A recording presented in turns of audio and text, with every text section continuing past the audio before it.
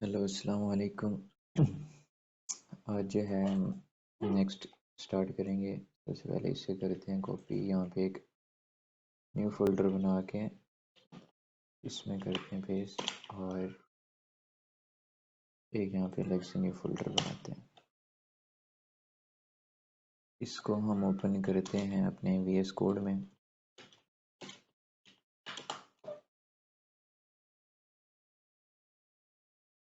तो सबसे पहले हम अपनी फ़ाइल बनाएंगे इंडेक्स नेम से, ठीक है। और यहाँ पर अपनी जो सारी चीज़ें होती हैं हम इंपोर्ट कर लेंगे। यहाँ पर हम ये CSS के रिलेटेड होने वाला है, तो हम यहाँ पे CSS लिखते हैं और यहाँ पर हम लिंक करते हैं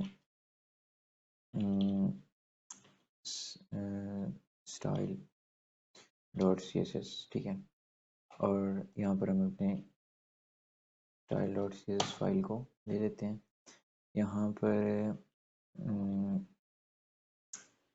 सबसे पहले हमारे पास आता है बॉडी को हम एक बैकग्राउंड कलर दे देते हैं एंटिक वाइट, ठीक है। और यहाँ पर हम लिख रहे हैं, यहाँ पर एक H1 ले लिया। H1 में लिखते हैं हेलो वर्ल्ड, और हम इसे करते हैं लाइव।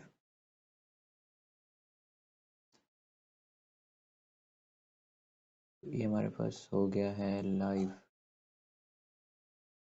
यहाँ पे इसको इधर ओपन करते हैं, ये करते हैं बंद। और ये बॉडी हमारे पास रहेगी इतनी। इसको कुछ और कलर देते हैं जो हमें नज़र भी आए, जैसे कि ये, ठीक है।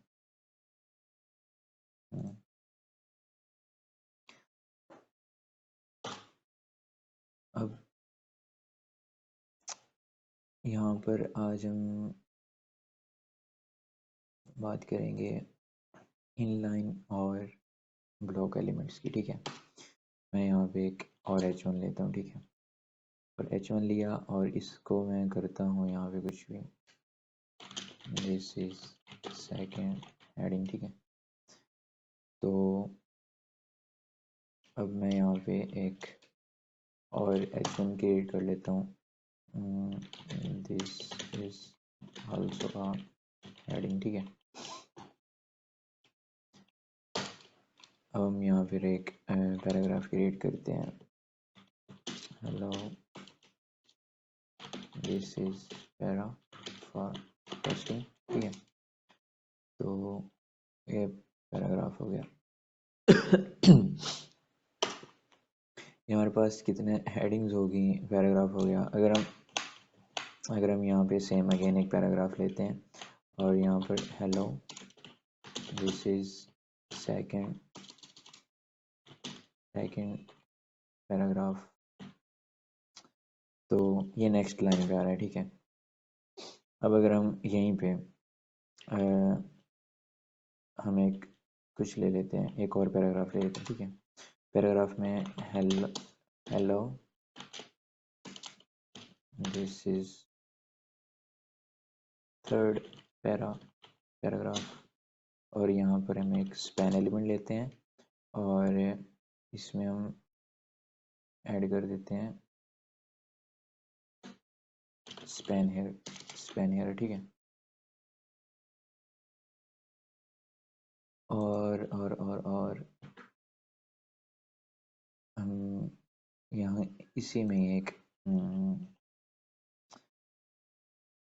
स्पैन हेयर, और यहाँ पर फॉर मोर डिटेल्स यहाँ पर हम एक एंकर टैग लगा लेते हैं, और यहाँ पर कुछ भी नहीं लगाते, और यहाँ पर लिखते हैं क्लिक हेयर, ठीक है।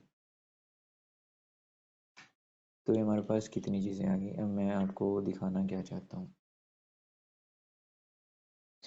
सबसे पहले देखें, हमने हेलो जो है हेलो वर्ल्ड H1 हेडिंग में लिखा, ठीक है, मेन हेडिंग। तो ये एक ही लाइन में है, ठीक है। फिर हमने दो लाइंस में, मतलब एक ही लाइन में हमने दो हेडिंग्स लिखी, this is second heading, this is also heading, लेकिन ये आ रही हैं अलग अलग हेडिंग में, ठीक है। मेरी बात को समझो। अब हमने एक पैराग्राफ बनाया, एक ही लाइन में हमने 2 पैराग्राफ्स लिख दिए, ठीक है। लेकिन ये भी कहाँ आया, second paragraph, first paragraph, second आ गया, थर्ड पैराग्राफ, तो थर्ड को छोड़ो, ये दो वहाँ हमने एक ही लाइन में लिखे, लेकिन यहाँ कहाँ आ रहे हैं, अलग अलग लाइन्स में, ठीक है। तो अब हम इनको नॉर्मली जो है हम इनको करते हैं एक्सेस, ठीक है।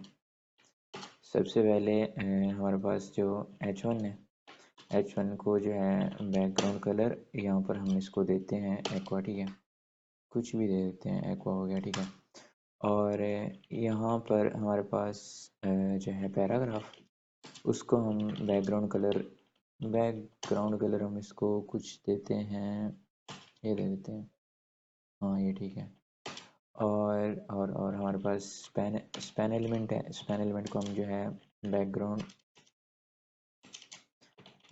कलर इसको हम देंगे गोल्ड, ठीक है।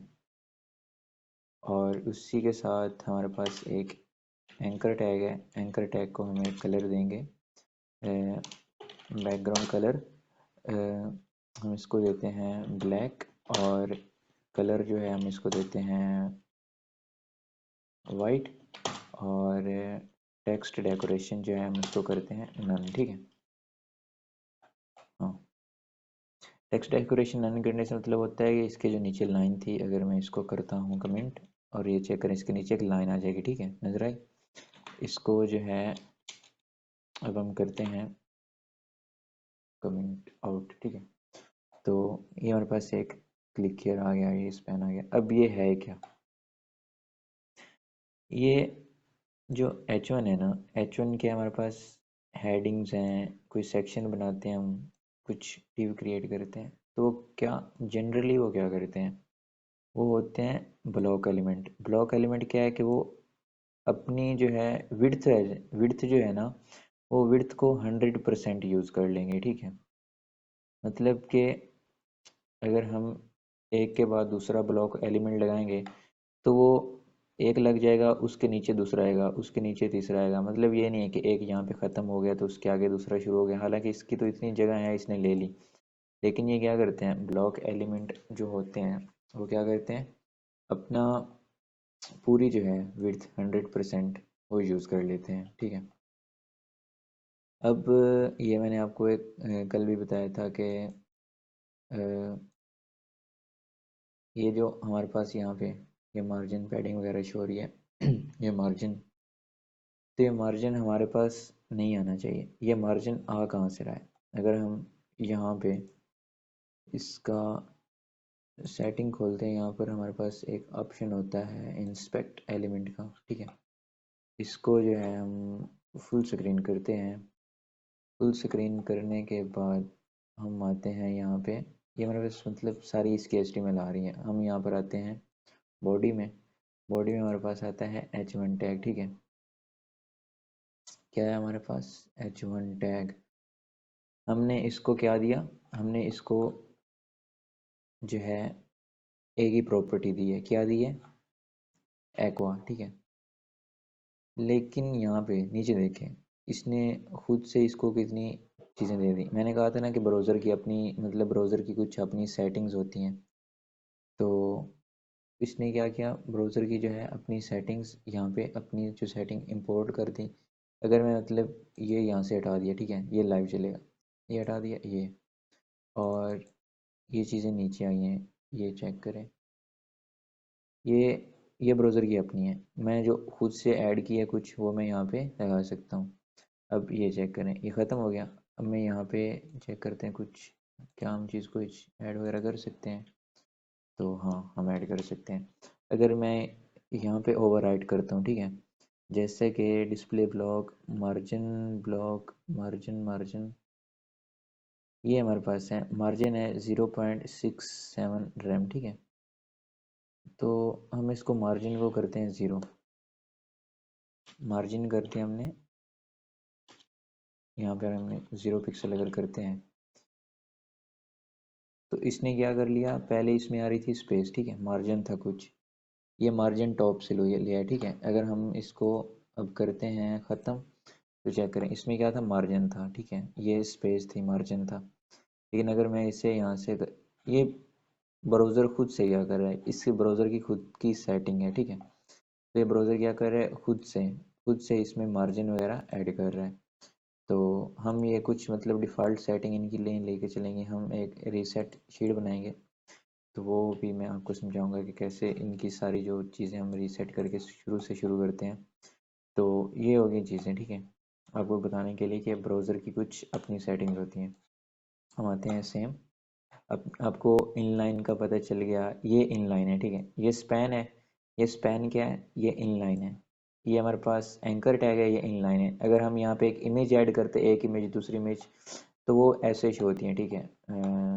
अगर हम मतलब 3-4 इमेज ऐड किए हैं तो एक इमेज ऐसे शो होगी, दूसरी साथ ऐसे शो हो जाएगी, तीसरी ऐसे शो हो जाएगी, चौथी ऐसे, स्पेस ख़त्म, पांचवी यहाँ से, ऐसे, ठीक है।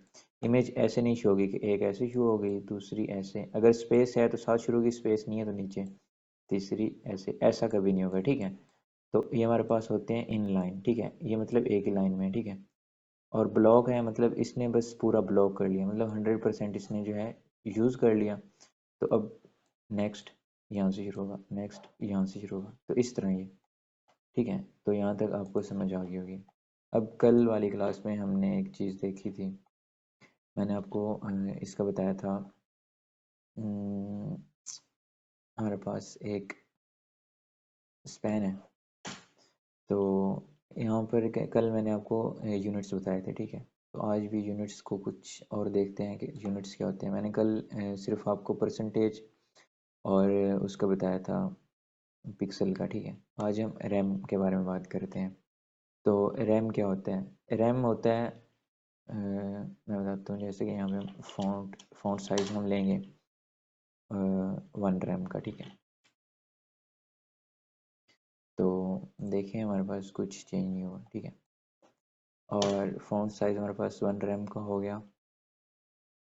अब ये 1 रैम क्या करते हैं, ये रूट के हिसाब से जो भी है ना, इसके रूट में क्या है, स्पैन का जो रूट है, रूट एलिमेंट सबका एक ही होता है। जो रूट एलिमेंट बेसिक एलिमेंट है वो मतलब HTML है, ठीक है। तो उसके हिसाब से ये कर रहा है। लेकिन अगर मैं यहाँ पे इसको दे दूँ 2 रैम, तो ये क्या कर देगा, उससे डबल कर देगा। ये चेक करें, मतलब पहले हमारे पास जो भी 16 पिक्सल था तो ये 32 हो गया, ठीक है। तो ये क्या करता है, अपने रूट से, अपने मतलब पेरेंट से नहीं, रूट से।